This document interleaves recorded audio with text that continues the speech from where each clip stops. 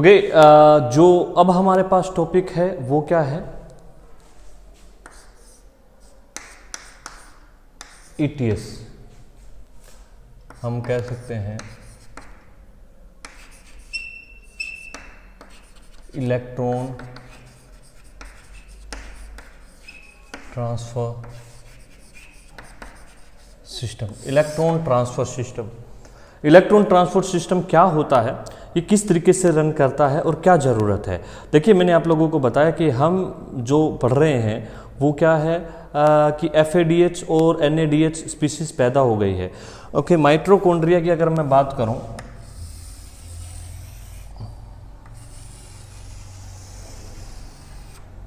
ठीक है, तो माइटोकॉन्ड्रिया में हम लोगों ने ये स्ट्रक्चर्स आप लोगों ने देखे होंगे कि बीच में ये जो स्ट्रक्चर है, इसमें अगर हम देखें ये जो बाहर की है इसे बोलते हैं आउटर मेम्ब्रेन, और ये जो होती है इसको बोलते हैं इनर मेम्ब्रेन। ओके, और ये जो हमारे पास है दैट इज मैट्रिक्स। क्या है ये? मैट्रिक्स। ये जो भी हुआ है, क्रेब साइकिल हैपन हुआ है, वो किस में हुआ? मैट्रिक्स में हुआ है। इस क्रेब साइकिल के होने से क्या क्या स्पीसीज बन गई? NADH plus H FADH2। Okay, अब ये मोलिक्यूल एनर्जी कैसे प्रोड्यूस करेंगे? एनर्जी प्रोड्यूस करेंगे और ये फिर एम्प्टी हो जाएंगे और फिर दोबारा उस साइकिल में जाएंगे और दोबारा जो हाइड्रोजन है और इलेक्ट्रॉन है वो लेंगे और फिर ये फॉर्मेशंस जो रहता जाएगा। ठीक है, तो ये करेंगे कैसे? एक्चुअली एंड प्रोडक्ट क्या है? अगर मैं आम भाषा में कहूँ कि जो NADH है प्लस H है या FADH2 है, ये क्या करेंगे? अपने इलेक्ट्रॉन किसको देंगे? ऑक्सीजन को देंगे। ऑक्सीजन जो है वो जो ऑक्सीजन है वो क्या लेगा? इलेक्ट्रॉन लेगा, प्लस में प्रोटॉन लेगा और कन्वर्ट हो जाएगा H2O में। किस में हो जाएगा? कन्वर्ट H2O में हो। अब बात यहां तक खत्म हो जाती तो और बात थी। एक्चुअली ये डायरेक्टली अपने इलेक्ट्रॉन और हाइड्रोजन H2O को नहीं दे सकते हैं। क्यों? क्योंकि दोनों के रिडक्शनल पोटेंशियल में बहुत ज़्यादा डिफरेंस है। ठीक है, रिडक्शन पोटेंशियल में लगभग 1.14 वोल्ट का डिफरेंस है। अब रिडक्शन पोटेंशियल क्या है? ठीक है, और ये क्या चीज़ें, ये चीज़ें आप लोगों को केमिस्ट्री में देखने को मिलती हैं, ये सुनने को या वहाँ से बनने के उसकी डिटेल में नहीं जाएंगे, बट मैं एक छोटे से सिंपल तरीके से मैं आप लोगों को समझाता हूँ। ओके, जैसे आप लोग घर पर चाय पीते हो, ठीक है, चाय बन गई, जैसे उसके ऊपर चाय तैयार हो गई है या दूध गर्म है, सपोज कीजिए दूध की बात कर रहे हैं, दूध गर्म है और टोपिए के अंदर जो है दूध आप लोगों ने ले रखा है, आपको पीना है। तो जैसे दूध फुल गर्म हो गया, आप टोपिए को मुंह लगा के पी लोगे क्या? नहीं पियोगे। क्यों? क्योंकि आप कहोगे सर मुंह जल जाएगा। एक्चुअली क्या है, जो इसका हीट है या टेम्परेचर है और जो मेरा होठ है या मेरा मुंह है लेने लायक है, दोनों का लेवल इक्वल नहीं है। तो मैं कहूँगा ठीक है, फिर आप एक काम करो, इसको जग में डालो। आप जग में उसे डालते हैं और डालने के बाद फिर भी पिएंगे, तभी आपके लेवल में नहीं आया अभी तक। ठीक है, आप फिर उसको क्या करते हो, एक गिलास के अंदर डालते हो या लोटे के अंदर डालते हो, फिर भी बात नहीं बनी, फिर आपने उसको गिलास में डाला, गिलास में फिर भी इतना ठंडा नहीं हुआ है, फिर आपने उसको प्लेट में डाला, फिर कुछ ठंडा और फिर आपने उसको कप में डाला और फिर उसको सिपिंग के साथ पिया। ठीक है, अब जो है वो आपके बैलेंसिंग हो गया भी, अब उसके पीने के लायक हो गया। एक्चुअली हुआ क्या है कि जहां से चले, ठीक है ना, जहां से चले हैं इसके बीच में जग था, लोटा था, गिलास था या फिर जो है कटोरी थी, व्हाटएवर, वो क्या है? वो बीच के कैरियर मॉलिक्यूल है। एक्चुअली वो इलेक्ट्रॉन, यानी जिस लेवल पर वो इलेक्ट्रॉन देता है और जिस लेवल पर वो इलेक्ट्रॉन लेता है, दोनों के रिडक्शन पोटेंशियल में क्या है? डिफरेंस है। उसने किस भाव लिया था, ये किस भाव लेगा। इस डिफरेंस के कारण बीच में जो कैरियर मॉलिक्यूल है वो ट्रांसफर सिस्टम में हम लोगों ने देखा था कि किस तरीके से इलेक्ट्रॉन जो है वो ऑक्सीजन लेता है। बट अभी हम लोगों ने डिस्कस किया कि जो माइटोकॉन्ड्रिया है वो डबल मेम्ब्रेन स्ट्रक्चर है। डबल मेम्ब्रेन स्ट्रक्चर में क्या रहता है कि जो बीच का हिस्सा है जहाँ पर क्या होता है, क्रैब साइकिल हैपन होता है, और मैं इसको थोड़े से अलग तरीके से बनाना चाहता हूँ, लाइक दिस। अगर मैं ये माइटोकॉन्ड्रिया की स्ट्रक्चर्स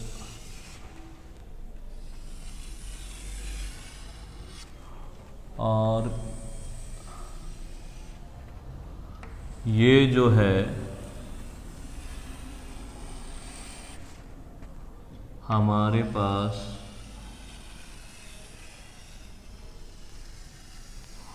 आउटर मेम्ब्रेन, और ये जो है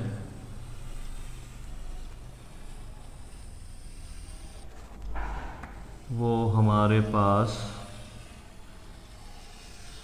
इनर मेम्ब्रेन। क्योंकि जो माइटोकॉन्ड्रिया होता है वो डबल मेम्ब्रेन स्ट्रक्चर होता है, और ये हम लोग पहले भी कर चुके हैं।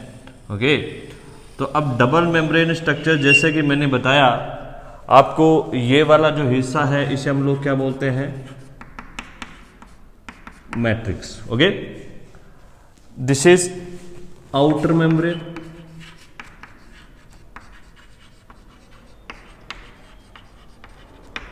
और दिस इज इनर मेम्ब्रेन।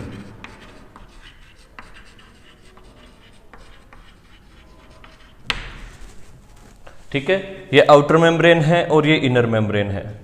और जो क्रैब होता है, क्रैब साइकिल है, वो यहां पर हैपन होता है। ठीक है, क्रैब ने क्या प्रोड्यूस किए, क्रैब ने हमने देखा कि जीटीपी और एटीपी में तो कोई ज़्यादा फर्क नहीं है। क्रैब में हमने देखा कि कौन कौन सी स्पीशीज बनी है वहाँ पर। एक तो हमारे पास NADH+H और FADH2, ये दो स्पीशीज बनी है हमारे पास। ओके, तो यहाँ पर ये जो दो स्पीशीज है दैट इज NADH+H और FADH2, ये स्पीशीज हमारे पास बनी है। ठीक है, अब जो है इलेक्ट्रॉन है, इलेक्ट्रॉन कहां पर आने हैं। एक्चुअली ये स्पीशीज हमने देखा कि आपने कहा कि एटीपी बनाते हैं। ठीक है ना, एटीपी बनाते कैसे हैं या और है, तो सबसे पहले जैसे मैंने आपको बताया कि ये अपने इलेक्ट्रॉन और हाइड्रोजन छोड़ते हैं, और वो इलेक्ट्रॉन और हाइड्रोजन कौन लेता है, वो रिसीव करता है ऑक्सीजन। ओके, ऑक्सीजन जो है वो इलेक्ट्रॉन लेगा, ठीक है ना, इनसे ही इलेक्ट्रॉन लेगा और हाइड्रोजन मैट्रिक्स से लेगा। ठीक है, हाइड्रोजन मैट्रिक्स से लेने के बाद किस में कन्वर्ट हो जाएगा, H2O में कन्वर्ट हो जाएगा। सिंपल सा कॉन्सेप्ट है, यहां पर H2O में कन्वर्ट हो रहा है। बट इसके पास एक और जो हमारे पास दिक्कत है, वो समस्या ये है कि ये H2O जो है, हम जानते हैं कि NADH+H का जो रिडक्शन पोटेंशियल है और H2O का जो रिडक्शन पोटेंशियल है उसमें डिफरेंस है। ओके, यानी डायरेक्टली इलेक्ट्रॉन जो है वो वहाँ से यहाँ तक नहीं ले सकता है। तो इसके लिए जो कि एक सिस्टम, अगर मैं जैसे आपको कहूँ कि ये हमारे पास that is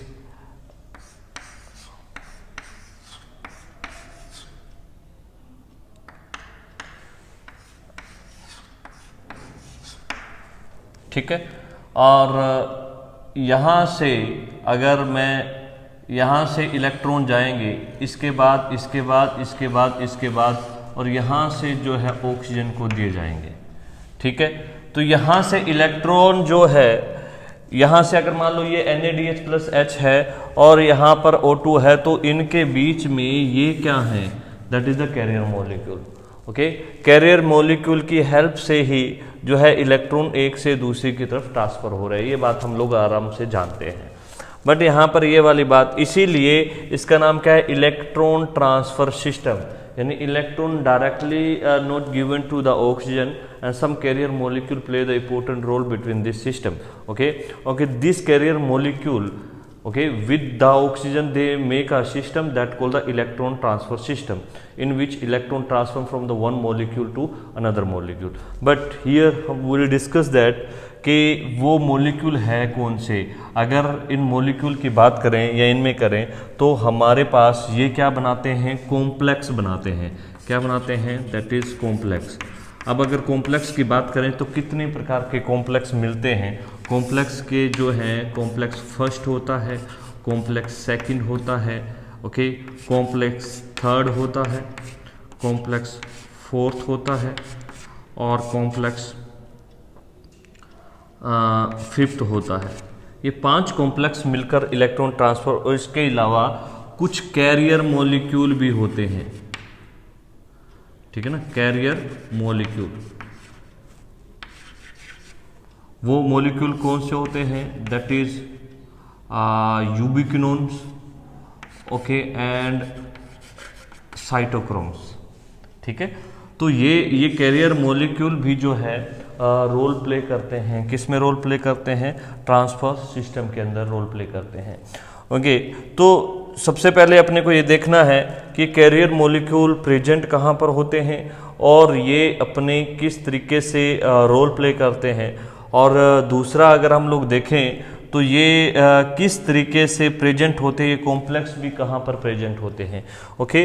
these complex are present in the inner membrane of mitochondria, where it is situated, that is the inner membrane of the mitochondria.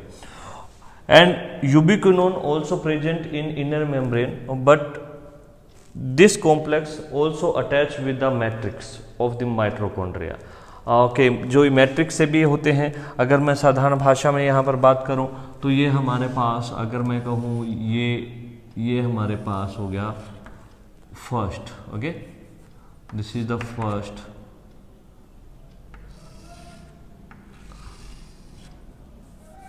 this is third,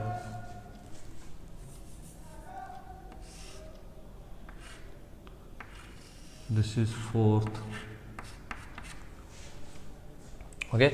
और फिर उसके बाद अगर हम देखें तो यहाँ पर सेकंड प्रेजेंट होता है,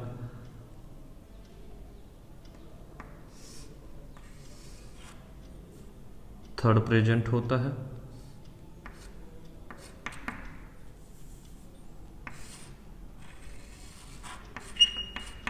फोर्थ प्रेजेंट होता है, और स्पेशली जो हम लोग बात यहाँ पर कर सकते हैं ATPase, जो कि फिफ्थ कॉम्प्लेक्स होता है, जो कहीं पर भी इधर या इधर, इससे कोई मैटर नहीं करता है। अब कुछ चीज़ें देखने की है, यहाँ पर फर्स्ट है, सेकंड नहीं है, थर्ड है, फोर्थ है, और यहाँ पर सेकंड है, थर्ड है, फोर्थ है, ठीक है। तो इसमें इन दोनों का लॉजिक क्या है, ये दोनों अलग अलग क्यों हैं, वो भी हम लोग डिस्कस करेंगे, या और है। अब जो बड़ी बात ये है कि कॉम्प्लेक्स मॉलिक्यूल के अलावा जो होते हैं, क्या होते हैं, बीच में कैरियर मॉलिक्यूल भी होते हैं। कैरियर मॉलिक्यूल जो है यूबिक्विनोन, ओके, ये हमारे पास कैरियर मॉलिक्यूल हो गया, और साइटोक्रोम यहाँ पर ये कैरियर मॉलिक्यूल हो गया, ठीक है। तो यहाँ पर कैरियर मॉलिक्यूल जो कि टोटली मेम्ब्रेन के अंदर ही प्रेजेंट है, okay, not connected with the matrix, they are present in the only membrane.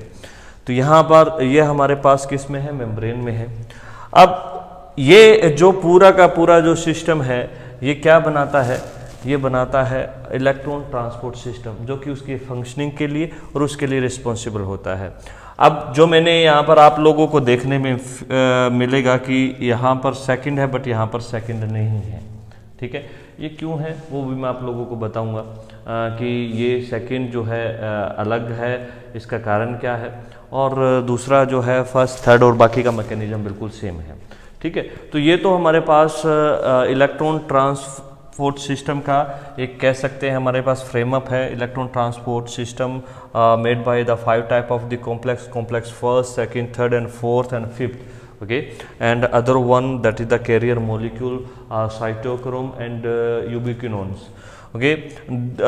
These molecule make a system for the electron transport system, and the fifth complex also known as ATPase। Okay, fifth complex जो है वो specially जाना जाता है किसके लिए, ATP formation के लिए। That would be totally responsible for the formation of ATP। तो ये हमारे पास जो है फिफ्थ मॉलिक्यूल है। तो ये बेसिकली हमारे पास पूरा का पूरा जो पूरा सिस्टम है उसका हम लोग यहाँ पर देख रहे हैं कि कौन कौन से मॉलिक्यूल किस किस तरीके का रोल प्ले कर रहे हैं। ठीक है, अब हम देखते हैं कि फंक्शनिंग, इसका फंक्शनिंग कैसे होता है, वर्किंग कैसे होता है। पहले तो मैं आप लोगों को फिर एक बार बता दूं कि 5 type of the complex work in the electron transport complex, first complex, second, third, fourth and fifth. Okay, and ultimately the electron transfer to the oxygen. Okay, and two more carrier molecules वो molecule भी है, complex नहीं पर molecule है, पर वो भी अपना रोल प्ले कर रहे हैं बीच में इलेक्ट्रॉन ट्रांसपोर्टिंग के लिए, वो भी अपना रोल प्ले करके और इस सिस्टम को करते हैं। ठीक है, तो ये हमारे पास जो पूरा का पूरा है ढांचा है, आप कह सकते हैं ढांचा, जो कि पूरे इलेक्ट्रॉन ट्रांसपोर्ट सिस्टम को चलाता है। अब जो आप लोग बात कर रहे हैं वो इसकी फंक्शनिंग की वर्किंग कैसे होगी, इलेक्ट्रॉन ट्रांसपोर्ट सिस्टम वर्क कैसे करेगा।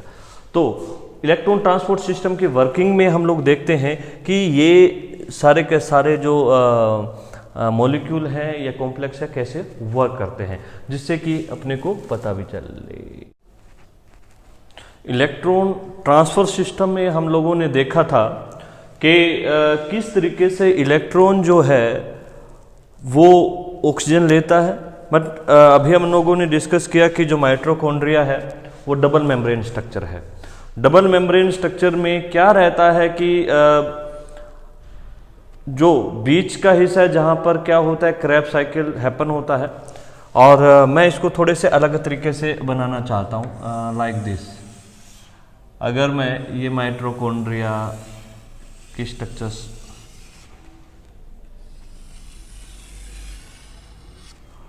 और ये जो है हमारे पास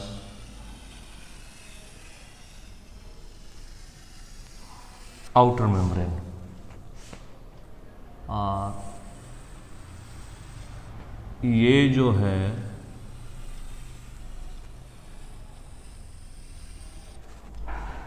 वो हमारे पास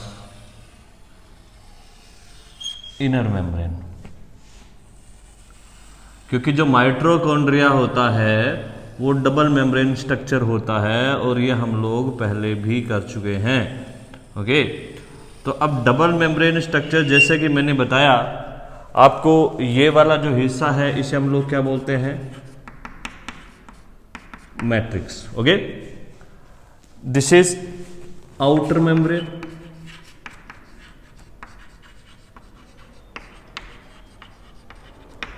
और this is inner membrane.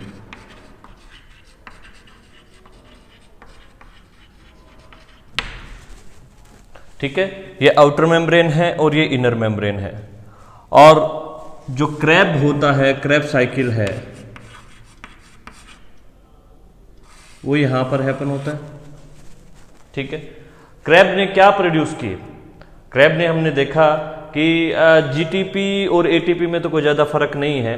Crab में हमने देखा कि कौन कौन सी स्पीशीज बनी है वहाँ पर। एक तो हमारे पास NADH+H और FADH2, ये 2 स्पीशीज बनी है हमारे पास।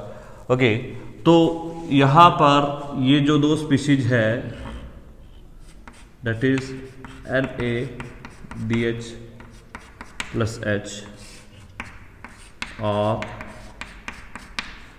FADH2, ये स्पीशीज हमारे पास बनी है। ठीक है, अब जो है इलेक्ट्रॉन है, इलेक्ट्रॉन कहां पर आने हैं। एक्चुअली ये स्पीशीज हमने देखा कि आपने कहा कि एटीपी बनाते हैं, ठीक है ना। एटीपी बनाते कैसे हैं या और है, तो सबसे पहले जैसे मैंने आपको बताया कि ये अपने इलेक्ट्रॉन और हाइड्रोजन छोड़ते हैं, और वो इलेक्ट्रॉन और हाइड्रोजन कौन लेता है, वो रिसीव करता है ऑक्सीजन। ओके, ऑक्सीजन जो है वो इलेक्ट्रॉन लेगा, ठीक है ना, इनसे ही इलेक्ट्रॉन लेगा और हाइड्रोजन मैट्रिक्स से लेगा। ठीक है, हाइड्रोजन मैट्रिक्स से लेने के बाद किस में कन्वर्ट हो जाएगा, H2O में कन्वर्ट हो जाएगा। सिंपल सा कॉन्सेप्ट है, यहाँ पर H2O में कन्वर्ट हो रहा है। बट इसके पास एक और जो हमारे पास दिक्कत है, वो समस्या ये है कि ये H2O जो है, हम जानते हैं कि NaDH+H का जो रिडक्शन पोटेंशियल है और H2O का जो रिडक्शन पोटेंशियल है उसमें डिफरेंस है।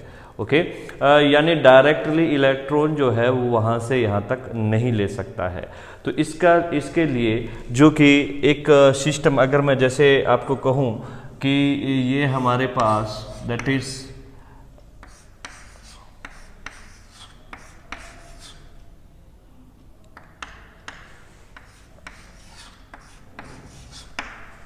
ठीक है, और यहाँ से अगर मैं यहाँ से इलेक्ट्रॉन जाएंगे, इसके बाद इसके बाद इसके बाद इसके बाद, और यहाँ से जो है ऑक्सीजन को दिए जाएंगे। ठीक है, तो यहाँ से इलेक्ट्रॉन जो है, यहाँ से अगर मान लो ये NaDH+H है और यहाँ पर O2 है, तो इनके बीच में ये क्या है, that is the carrier molecule. Okay, carrier molecule की हेल्प से ही जो है इलेक्ट्रॉन एक से दूसरी की तरफ ट्रांसफर हो रहा है। ये बात हम लोग आराम से जानते हैं। बट यहाँ पर ये वाली बात, इसीलिए इसका नाम क्या है, इलेक्ट्रॉन ट्रांसफर सिस्टम, यानी electron directly not given to the oxygen and some carrier molecule play the important role between this system. Okay, this carrier molecule, okay, with the oxygen they make a system that called the electron transfer system, in which electron transfer from the one molecule to another molecule. But here we will discuss that कि वो molecule है कौन से। अगर इन molecule की बात करें या इनमें करें तो हमारे पास ये क्या बनाते हैं, कॉम्प्लेक्स बनाते हैं। क्या बनाते हैं, दैट इज कॉम्प्लेक्स। अब अगर कॉम्प्लेक्स की बात करें तो कितने प्रकार के कॉम्प्लेक्स मिलते हैं।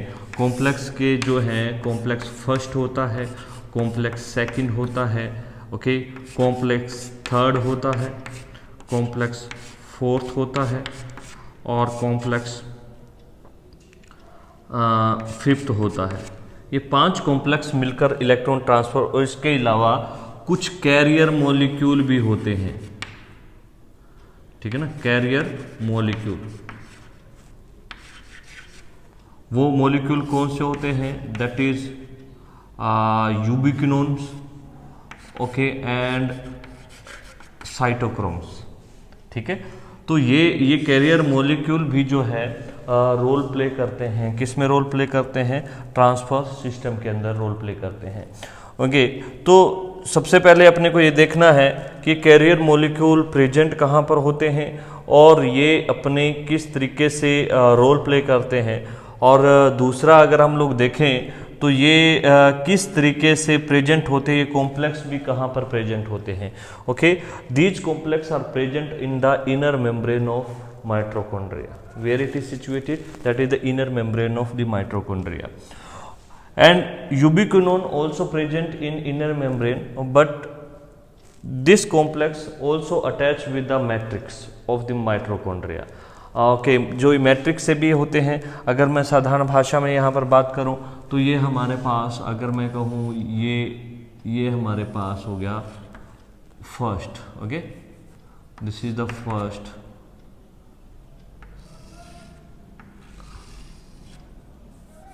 this is third,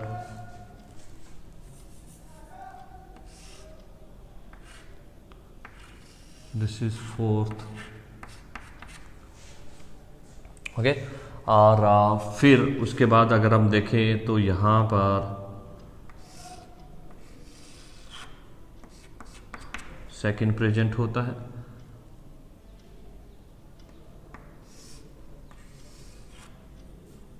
third present होता है,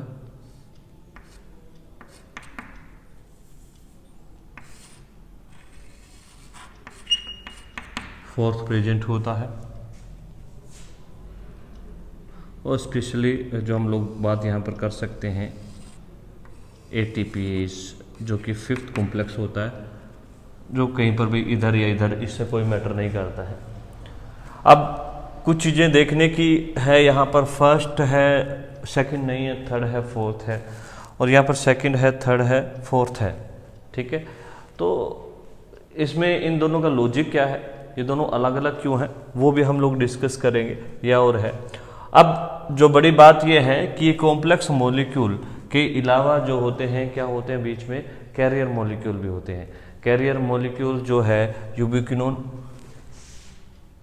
ओके, ये हमारे पास कैरियर मॉलिक्यूल हो गया, और साइटोक्रोम यहाँ पर ये कैरियर मॉलिक्यूल हो गया, ठीक है।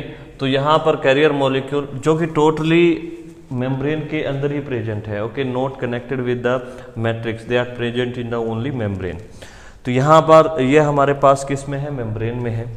अब ये जो पूरा का पूरा जो सिस्टम है ये क्या बनाता है, ये बनाता है इलेक्ट्रॉन ट्रांसपोर्ट सिस्टम, जो कि उसकी फंक्शनिंग के लिए और उसके लिए रिस्पॉन्सिबल होता है।